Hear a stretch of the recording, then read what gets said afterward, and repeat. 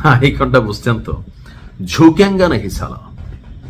বলা হচ্ছে যে পুরো মধ্যপ্রাচ্যকে মাত্র 30 মিনিটে অন্ধকার নগরীতে পরিণত করা হবে। কখন, কেন হঠাৎ করে ইরান এতটা খেপলো হচ্ছে ট্রাম্পের একটা কথায়। কারণ এই মুহূর্তে মধ্যপ্রাচ্যের অধিকাংশ দেশগুলো তারা অবস্থান নিয়েছে ইরানের বিরুদ্ধে। এখন হুট করে কেন ইরান বলছে মাত্র 30 মিনিটে পুরো মধ্যপ্রাচ্যকে তারা অন্ধকারে পরিণত করবে?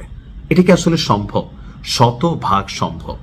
এখন ইরান কেন এই কথাটা বললো? আগের লাইনটা কি? আগের লাইনটা হচ্ছে ট্রাম্প একটা বক্তব্য দিচ্ছে যে আপনার ইরানের যে বিদ্যুৎ অবকাঠামোগুলো আছে, জ্বালানি অবকাঠামোগুলো আছে, সেগুলোতে যুক্তরাষ্ট্র অভিযান চালাবে।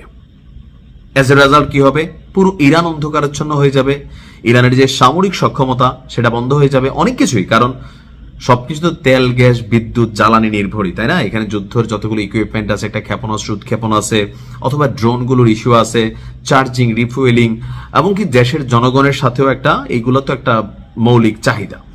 এখন এগুলোতে যদি আপনার কোনো ধরনের ট্রাম্প যদি কোনো অভিযান চালায়, যেই ঘোষণা দিয়েছে, তাহলে পাল্টা জবাব হিসাবে পুরো মধ্যপ্রাচ্যকে 30 মিনিটের মধ্যে অন্ধকারে নিমজ্জিত করবে। অর্থাৎ ইরানের শীর্ষ একজন সামরিক কর্মকর্তা তিনি বলছেন যে যুক্তরাষ্ট্র চাইলে, ট্রাম্প বলছিল যে যুক্তরাষ্ট্র চাইলে খুব দ্রুত ইরানের বিদ্যুৎ সক্ষমতা নাই করে দিতে পারে। আমরা চাইলে 1 ঘন্টার মধ্যেই তাদের বিদ্যুৎ উৎপাদন কেন্দ্র, বিদ্যুৎ উৎপাদন ক্ষমতা এগুলোকে ভেঙে ফেলতে পারি। আর যদি একবার ভাঙি, সেগুলোকে রিবিল্ড অর্থাৎ আবার তৈরি করতে প্রায় 25 বছর সময় লাগবে। তবে যুক্তরাষ্ট্র সতর্ক করছে। তো আমরা ভাবছিলাম ইরান ভয় পাবে। এখন ইরান পাল্টা কি বলতেছে? বাবা, তুমি তো 60 মিনিটের কথা কইছো, আমরা অনলি 30 মিনিটস, অর্থাৎ আমরা মাত্র 30 মিনিটে পুরো মধ্যপ্রাচ্যকে অন্ধকার করে দিব। তো কি হবে? মধ্যপ্রাচ্য তো আমেরিকা না, কিন্তু মধ্যপ্রাচ্যে যে মার্কিন সামরিক ঘাঁটি, সেগুলো তো একটা ফ্যাক্ট। অথবা মধ্যপ্রাচ্যের যে দেশগুলোর সাথে মার্কিন যুক্তরাষ্ট্রের নিরাপত্তা চুক্তি আছে বা অবস্থান আছে, তো সেই ক্ষেত্রে ইরান করবে কি? যে মধ্যপ্রাচ্যের রাষ্ট্রগুলোর বিদ্যুৎ উৎপাদন কেন্দ্রগুলোতে অভিযান চালাবে, ক্ষেপণাস্ত্র নিক্ষেপ করবে। অ্যাজ এ রেজাল্ট পুরো মধ্যপ্রাচ্য অন্ধকারাচ্ছন্ন হয়ে যাবে। তবে ইরান এই কাজটা কখন করবে? যদি আমেরিকা ইরানের মেরুদণ্ড অর্থাৎ বিদ্যুতে বা জ্বালানিতে তারা কোনো ধরনের অভিযোগ চালায়। সর্বোচ্চ জাতীয় নিরাপত্তা পরিষদের সচিব আলী যিনি আছেন, তিনি বলছেন যে তারা যদি এমনটি করে তাহলে আধা ঘন্টারও কম সময়, পুরো আধা ঘন্টাও নিবে না। এমনকি তিনি দাবি করছেন বিদ্যুৎ বিভ্রাটের ফলে এমন পরিস্থিতি তৈরি হবে যা যুক্তরাষ্ট্রের সেনাবাহিনীকে, তাদের বিমান ঘাঁটিগুলোকে, তাদের সামরিক অবস্থানগুলোকে নিরাপদে রাখা কঠিন করে তুলবে।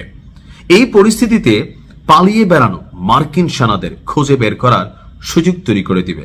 আমেরিকা ভাবছিল যে আমেরিকাতে আসলে হাত দেওয়ার সুযোগ নেই, কিন্তু তাদের যেই ইনভেস্টমেন্ট বা সামরিক বাহিনীর সদস্যরা মধ্যপ্রাচ্য অবস্থান করছে, এদের সবাইকে তো ভাগাই নিয়ে যেতে পারবে না। যদি ভাগাই নিয়ে যায় তাহলে এই ঘাঁটিগুলোর নিরাপত্তা ইস্যু তৈরি হবে। প্লাস যদি কোনো দেশ থেকে তারা চলে যায়, তাহলে যেই মিত্র দেশগুলোতে তারা এই ঘাঁটি আস্তানা গাড়ছিল, তো সেই ঘাঁটি আস্তানাগুলো আপনার কি হবে? উড়াই দিবে। তারা তো বিপদে পড়বে। মধ্যপ্রাচ্য ইরানের সাথে কেউই যুদ্ধ করবে না। আর আমেরিকার চরিত্র সবাই জানে, লাগাই দিয়া ফাঁকাই থাকবে। ঠিক আছে? তো সেই ক্ষেত্রে এটার নাম হচ্ছে ইটের বিনিময়ে পাটকেল নিক্ষেপ টাইপ অ্যাক্টিভিটিস। সাহস ভাই। ধন্যবাদ ইরানের এই সাহস, আল্লাহ কবুল রাখুক। আসসালামু আলাইকুম।